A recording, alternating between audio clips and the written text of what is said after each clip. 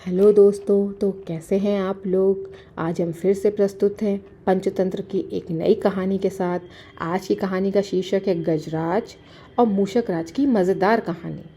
बहुत समय पहले की बात है। एक नदी के किनारे एक सुंदर सा नगर बसा हुआ था। वहाँ लोग खूब व्यापार करते और हंसी खुशी रहते थे। लेकिन एक साल मौसम ने करवट ली और ज़ोरदार बारिश ने सब कुछ बदल दिया।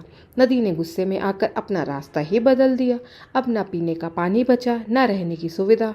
धीरे धीरे लोग वहाँ से चले गए और वह नगर वीरान हो गया। वीरान नगर में चूहों की तो बल्ले बल्ले हो गई।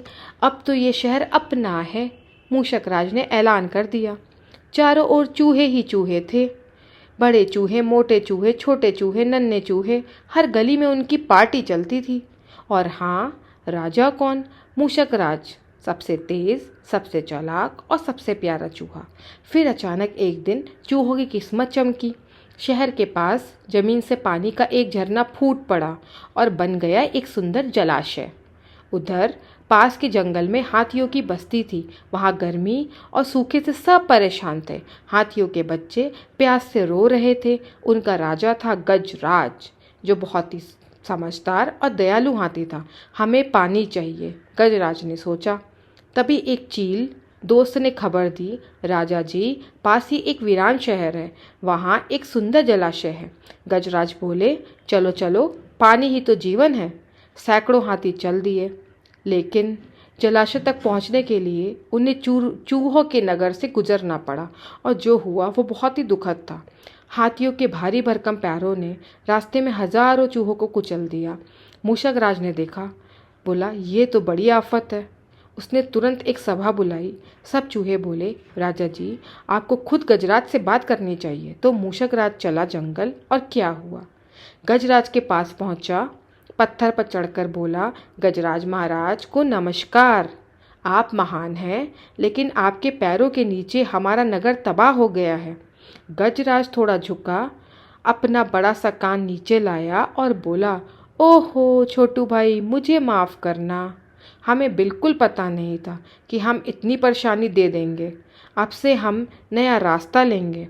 मूषक राज बोले, आप जैसे महान राजा से यही उम्मीद थी, और अगर कभी हमारी मदद चाहिए हो तो याद करना।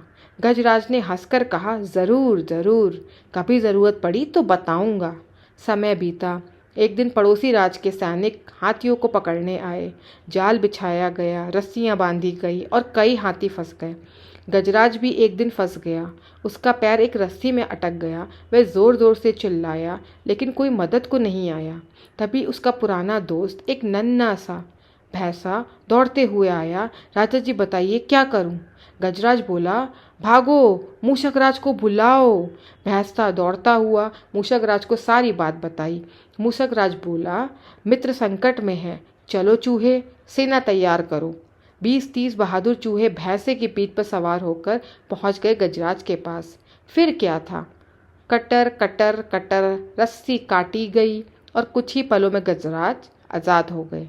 गजराज की आंखों में आंसू आ गए। धन्यवाद मूषक राज, तुमने मेरी जान बचाई। मूषक राज बोला, अब तो पता चला दोस्ती में कोई बड़ा या छोटा नहीं होता।